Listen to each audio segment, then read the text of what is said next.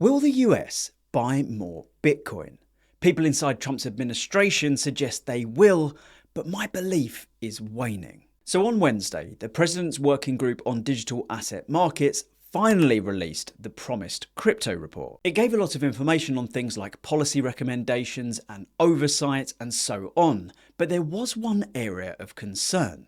The strategic Bitcoin reserve was barely mentioned. Now, you could say this was offset somewhat by Hines, the executive director of the US President's Council of Advisors for Digital Assets. He appeared on the Crypto in America podcast, hosted by friend of my show, Eleanor Terrett, and he made some bullish comments. Hines said that the administration believes in accumulation, that there are countless ways to accumulate, but refused to give any details. However, the hosts asked Hines how many Bitcoin the US government currently holds, and he said, "There are several reasons we're not disclosing that right now. There might be a time when we do, but I will say we want as much as we can possibly get, and we're going to continue to work on that." Now, many Bitcoiners have been locking in on as much as we can possibly get, but I'm not. In January of this year, Trump's crypto czar, David Sachs, said that we would get a full accounting of every Bitcoin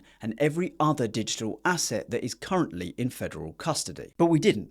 It could have been done privately, but we've never seen anything publicly. And we've also heard this line about accumulating more Bitcoin time and time again, and even how doing so in a budget-neutral way, as laid out in the executive order, isn't much of a blocker. But look, we're 6 months into this second term now, and we still don't even have an audit of how many Bitcoin the US government holds, let alone a disclosed plan on how to accumulate more, just the same old words. On the podcast, Hines said, "We understand the importance of the strategic Bitcoin reserve. We're enormous fans of Bitcoin and the Bitcoin community. We want to deliver for them as well, and I'm certain that we will." But with each passing day, the growing question for me is when.